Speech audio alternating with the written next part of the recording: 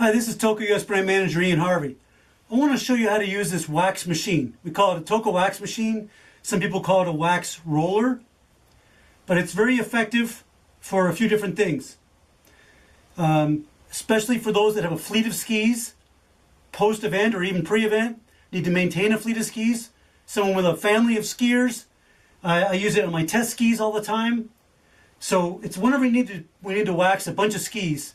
These wax rollers are super effective. There are multiple trays. You can buy extra trays as an accessory. So I'll have one tray with cold waxes, one tray with warm waxes for penetrating. You can also use this machine for applying clister, and for that reason you'll need additional trays for clisters. It's very effective for applying both glide wax and clister. So I like to, for glide wax, especially cold glide waxes, which is my norm for using this, I like to keep it at the max temperature, which is 170 degrees Celsius. If you're worried about, it's on 170 right now, and I don't know if you can see a little bit of steam coming off, but it has a cover which you can lock on. So when you're not using it, you can leave this cover on, and it'll make the air very healthy. Only very little bit of steam comes out, but if you cover it, it's no problem.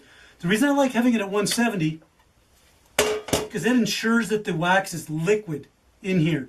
If you're waxing in a cold environment, like in a cold garage, for example, and you have it at 150, it'll flake. When it goes on the ski, it'll flake, and it won't go on smooth. So you want to keep that nice and molten. So this is what it looks like. This, you apply it. You simply run the ski base over the roller. I usually start out like this to make sure the roller is nice and wet.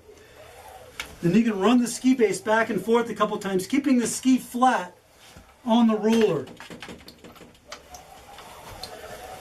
And it's a super effective way of getting a uniform application of wax on the base. At this point, you can leave it if you're looking to protect your base, like a storage or a travel wax. Or what I do is, if I'm doing multiple skis, test skis, personal skis, I'll run an iron over that and complete the hot waxing job. Makes it more durable, makes an actual hot waxing job. Again, as I mentioned, this wax roller can also be used for applying clister very effectively. I mentioned 170 Celsius for the colder glide waxes, 160 or so for the warmer ones. For a clister, around 110 Celsius is great. And also you need to know that the warmer or the hotter it is, the thinner the clister application will be, and the cooler it is, the thicker the clister application will be. So if you're at 110 and it's going on real thick, turn up to 120, and you'll find it'll go on thinner. So this wax roller is a great tool. And this is hopefully a useful orientation for you as to how to get the best results with it. Thanks.